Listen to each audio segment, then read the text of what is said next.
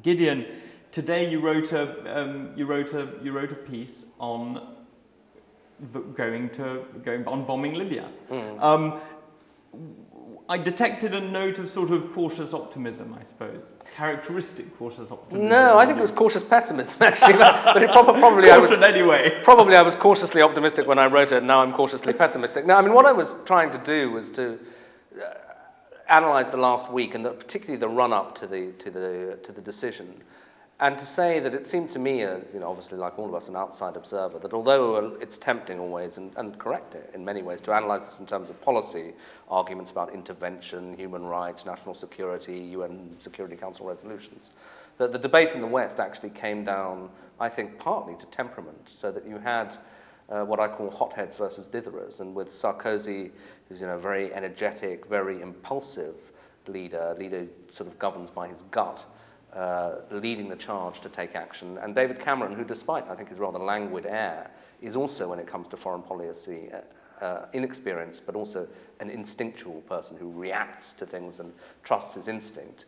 So they were the kind of hotheads, and then there was the ditherers, who were, I think, Obama and Angela Merkel, and they have different temperaments, much more calculating, much more inclined to say, well, where does this lead us? What happens the day after we go in?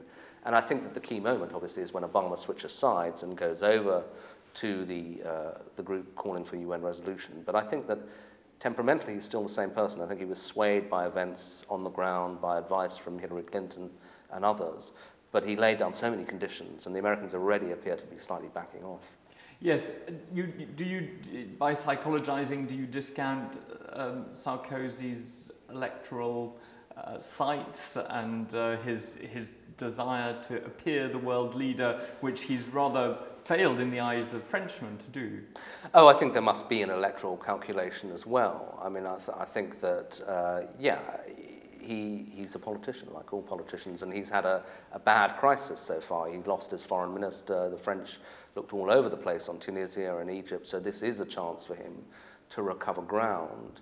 But I think that he is a sort of look before, a leap before you look person. I mean, he is somebody who's always, strikes me, willing to make the grand gesture and to assume that it'll work out, okay in the long run. And that seems to me more or less what Cameron's doing as well. Well, that is interesting. But beyond the run-up to the decision, you do end up in your piece today with at least an indication as to what could go right. Oh, and sure. Your view, I mean, just to summarize it very briefly, you say there are two things that could go right. One is we may prevent preemptively the terrible retributions that would have come had Gaddafi simply continued and taken control again. So one kind of preemptive humanitarianism. Your second hope for it is that this gives a further boost to the Arab Spring. I think the first one is undeniable, that it could have been extremely nasty. But can you say a little bit more about the second one? Because the counter argument is also possible, isn't it? Which is that the message that comes through loud and clear from this to other Arab populations is, look, if you rebel, what you get is invasion. You don't want that, do you? Yes, I mean, and we're all guessing now, and we'll know a bit more in the coming weeks. But the argument that I make is that we had seen, perhaps slightly unexpectedly in the case of Egypt, and even in Tunisia, regimes conceding power without really resorting to mass violence. Of course, there were people killed in both countries, but in the end, they didn't do a Tiananmen Square. They went rather than do that. Then we see the virus of protests spread right across the Middle East. And we see counterexamples, governments that say, actually, we're not going to give way. We are going to do what it takes, shoot our way back into power if necessary, kill whoever we need to. And Gaddafi is the preeminent example of that. But you're beginning to get, quite serious crackdowns in Yemen, in Bahrain. That if Gaddafi succeeded in doing it, then I think any threatened leader would have, two morality tales he could look at. He could look at the leader who survived, Gaddafi, who did it just by shooting his way back into power and appeared to not suffer international consequences that were too grievous, or the Mubarak way, which would be, you end up losing power. And so I think if Gaddafi had been allowed to do what he was on the brink of doing, which was to crush the rebellion, it would have given a huge shot in the arm to what you might call the forces of reaction in the Arab world, those who say, let's just do it the old way, through terror, through force. And that could have set things back quite badly. I don't think it would have meant that Egypt or Tunisia were lost, but it might have meant that there were no further Arab revolutions. And I think the big picture is that not only is it in the interests of the people of the area, but it's in our interests, the rest of the world, the West, that there should be a democratic Arab world. Well, I agree with that, of course, but do you completely discount the argument that actually one of the things that was terribly important about Tunisia and Egypt, as opposed to Iraq in 2003, was that actually this was their revolution and their movement? Oh, no, I totally... All of a sudden we've turned it into ours in Libya. I agree with that. The first column I wrote on Libya was headlined "Better for the Libyans to Liberate Themselves," and I was against intervention 3 or 4 weeks ago when people were already talking about, Cameron was talking about a no-fly zone and so on. But it looked as if the Libyans might be able to pull it off themselves. Benghazi had fallen, there were riots in Tripoli and so on. And that would, of course, be infinitely preferable because it would have an internal legitimacy, it would be less bloody, and it wouldn't be tainted by what the whole modern history of the Middle East has been tainted by, the fact that the countries feel that they are the playthings of greater powers outside the region. So yeah, it would have been much, much better. But that wasn't the option, 2 days ago or a week ago.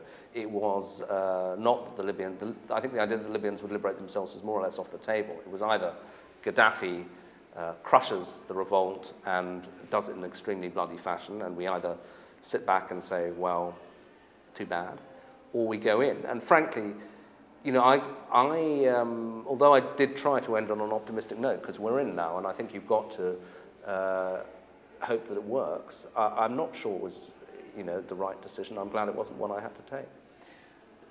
Just for a moment, let's think about neighbouring countries, far neighbours. How about Syria? What happens? I mean, Syria is an interesting case. It has no oil to speak of, but it has, again, a rather brutal and thoroughly illegitimate regime in place.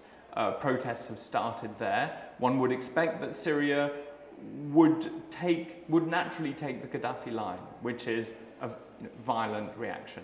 Do you think that we should do the same sort of thing if Assad ended up being a Gaddafi-like? Well, let's hope that he isn't. I mean, some of this does, as we were saying earlier, Western leaders come down to personality, and Assad, is inheritor to a very brutal regime, hasn't yet shown his hand, but maybe he won't be able to control the situation. Maybe he is a ruthless thug, and he does start shooting. Certainly possible, and that's, again, a question you've raised and I raised in my column, but I'm afraid didn't answer. Exactly. What happens in 3 weeks' time if Libya is happening in Syria? Do we go in? I think we'd be much more hesitant because talking to people about it, they say, well, Syria's got a proper army. The Libyan army is pretty weak.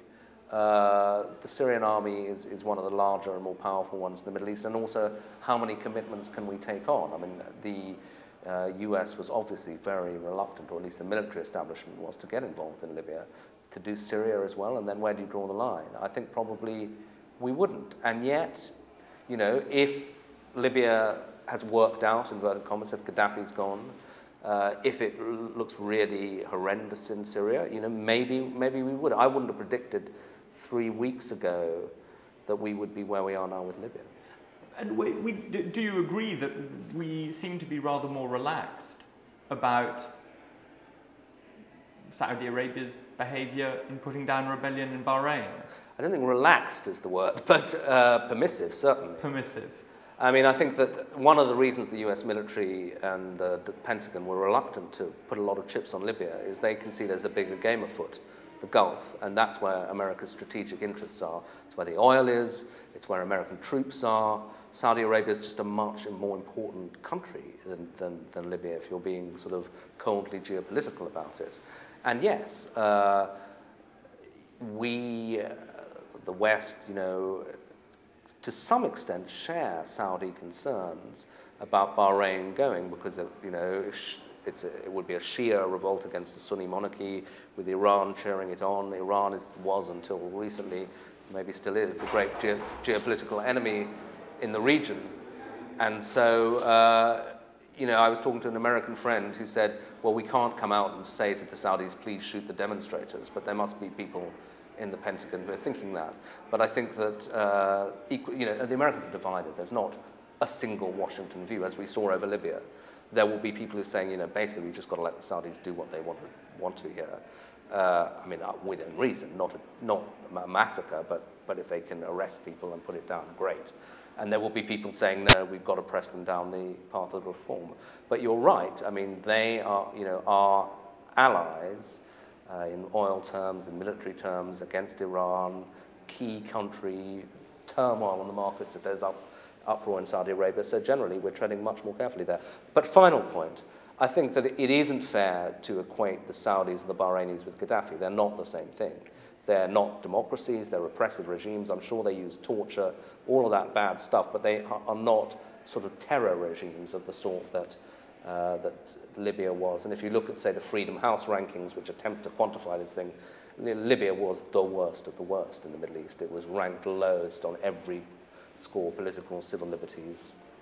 And that's, I agree with that entirely, and that's interesting, isn't it, that actually maybe the differences that we're going to see out of this Arab Spring are of the spring is going to divide the actually, you know, yes, brutal, but nevertheless somewhat legitimate regimes, often the rather feudal monarchies, from the old nationalist, militarized regimes of Syria, Egypt, Libya, and Tunisia.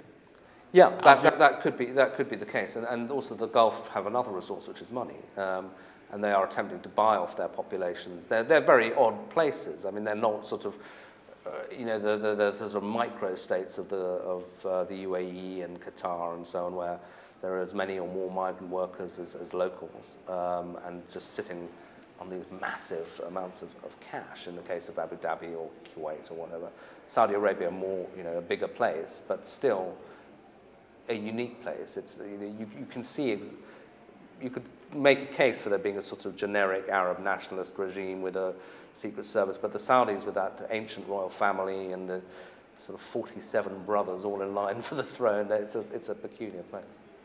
Gideon, thank you very much. Thank you.